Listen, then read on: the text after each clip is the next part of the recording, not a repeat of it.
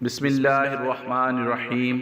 अस्सलाम वालेकुम दोस्तों, मैं हूँ मोहम्मद यूनस। मैं आपसे ज़हनी आजमाइश के 6 सवालात पूछूंगा जिनके जवाबात आप कमेंट में देंगे।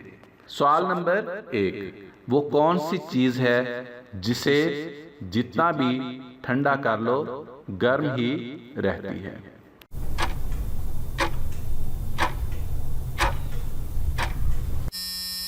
सवाल नंबर 2, वो कौन सी चीज है जिसके फटने पर आवाज नहीं आती?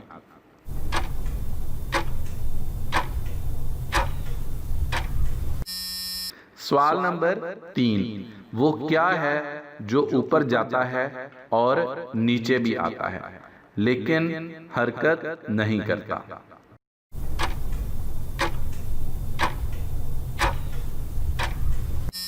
सवाल नंबर 4, दुनिया के किस मुल्क में च्युइंगम खाने पर पाबंदी है?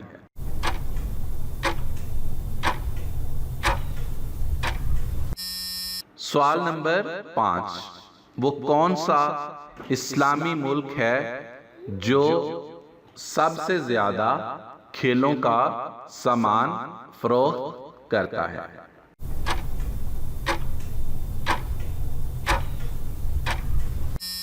सवाल नंबर 6, शहद से ज्यादा मीठा है, सूरज से ज्यादा गर्म है, बादशाह को चाहिए, फकीर के पास, इन सब जगहों पे एक ही जवाब आएगा।